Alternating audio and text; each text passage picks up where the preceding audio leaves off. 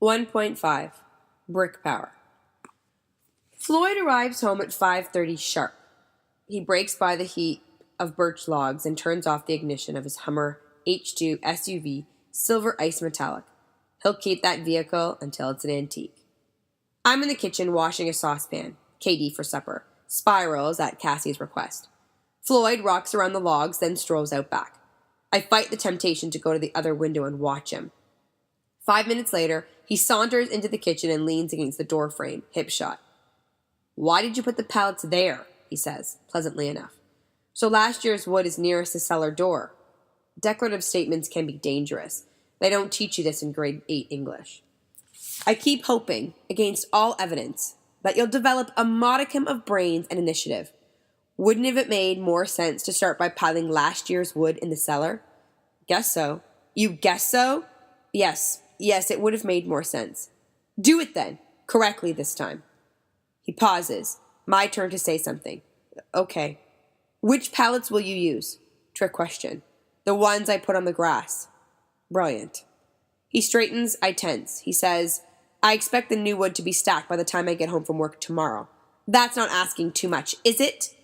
I shake my head. Beagle with its tail between its legs. "Once you're done in the dishpan, you'd better head for the cellar." I nod. Yes, sir. 3 bags full. Which, in case your childhood was deprived of nursery rhymes, comes from Baba Black Sheep. After Cassie outgrew Mother Goose, she latched onto Jack and the Beanstalk. And if you're reading that book into a kid, you don't have to worry in the world about TV violence. The cellar isn't deep enough for me to stand up straight. The overhead light is a bare bulb. The steps rough wood, ending near a cupboard barricaded by boxes. The rest of the cellar? Cracked cement floor, cobwebs, grimy little windows, perfect set for a horror flick. Our oil wood furnace is state of the art. I haul open the door to the outside and toss the logs I piled this afternoon off the pallets. My wrist hurts. When I've carried the pallets back down to the cellar and lined them up a foot away from the side wall, I start transferring last year's dry wood into the cellar and stacking it just so. I quit at 9:45. Too dark outside to see what I'm doing. Bump my head twice on the sill, moths dashing themselves against the light bulb, and I'm bone tired. Wales is losing to the New Zealand All Blacks, so that takes care of Floyd. He prefers rugby to American football. No padding, more injuries. In my socked feet, I circle his chair and climb the stairs. Cassie's fast asleep. Rover squashed against her chest. Horton hatches the egg lying open on the quilt. Usually I read her a bedtime story. I set my alarm, then read about the Gobi Desert of Mongolia. All that space with hardly anyone in it. Growing in the sand is a tree called saksua, which camels like to eat. If you burn a saksua tree, it gives off 3 times the heat of birch. Long way to go for a core of wood. 3 in the afternoon, 27 degrees and not a breath of wind. The scorched smell of pine resin hangs in the air. My shirt is stuck to my back. Arms, legs, head, all aching. The cellar wood is stacked. The heap in the driveway is 3/4 stacked. Floyd could be home in 2 hours, and there's nothing he'd like better than to catch me with a job not finished. Opal's been gone all day. Cassie is helping me. Need I say more? "Why don't you get two super sandwiches from the freezer," I say. "Then you should sit in the shade for a while." It's 2 over 1 row. The bark is dead white and crisp. Burns with an oily black smoke, and it'll start a fire if you're ever lost in the woods and you remember to bring matches. Cassie comes back with 2 chocolate sandwiches. Keeping my ears cocked for the Hummer, I sit down in the shade and gulp mine down. Then tip back my water bottle and drain it. 11 years ago, we're in the backyard, Floyd is throwing the ball, and I'm supposed to catch it. We've played this game before. The first couple of times, I manage just fine, and he smiles at me. It's important to make him smile. I smile back. Then I fumble 4 catches in a row, the ball rolling away over the grass. When I pick it up for the 4th time and turn around, he's walking up the steps to the side door. His fists are clenched, like he's holding candies he doesn't want me to have. He goes inside. The door shuts. I start to cry. Man, where did that come from? I drop the empty water bottle on the grass. Ice cream is dripping all over Cassie's fingers as she croons to Rover, something about his night scares and how she'll look after him. Standing up, I grip the handles of the wheelbarrow, like I'm throttling them. I'm on my way back to the heap of wood. The barrel bangs into the side of the garage because I'm not watching what I'm doing. Terrified, I check the shingles. No damage. My lucky day.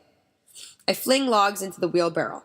The thunk against the metal bark bounce so hard that the bark cracks off and chips fly into the air. Sure, Brick. No sign of Lauren or Glenn. Go bash some birch logs. Fire a couple through the living room window straight at the Floyd's TV, why don't you? My throat's so tight I can scarcely breathe, and the wheelbarrow, I see dully, is full. The driveway's raked, wheelbarrow leaning against the garage wall with the handles level, new woodpile as geometric as I can make it, and Floyd's home.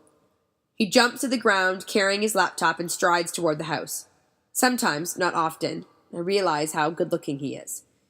I retreat to the living room, where Cassie's watching Treehouse.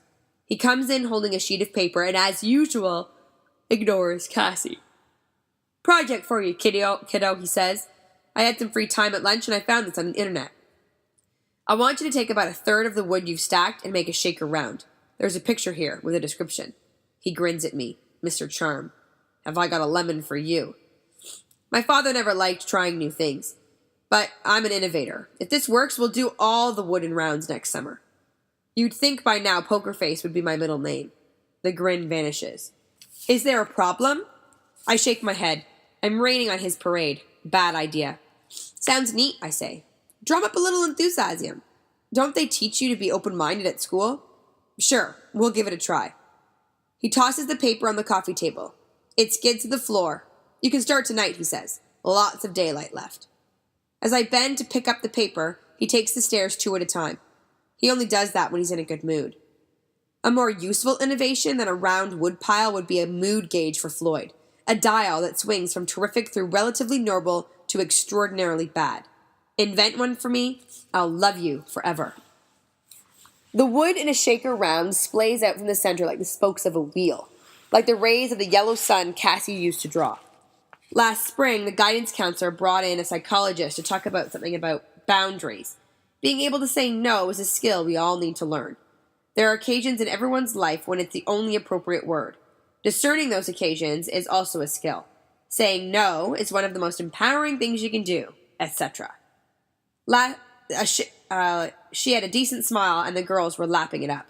No, Floyd, I won't unstack and restack the woodpile. Like, hello. A shaker round resembles a short, fat cylinder with a cone-shaped top. Reminds me of those haystacks that French guy painted over and over again in the 1800s, Monet. According to the biography I read, he was irrescribable with his children. When I go outside and look at the woodpile, so neat and tidy, I realize I've been thinking that maybe, just maybe, Floyd would say, good job, kiddo, or even, not a bad job, kiddo. It's dusk by the time I dismantle a third of the woodpile and rearrange the pallets on the grass. I'll get up early tomorrow. Beat the heat.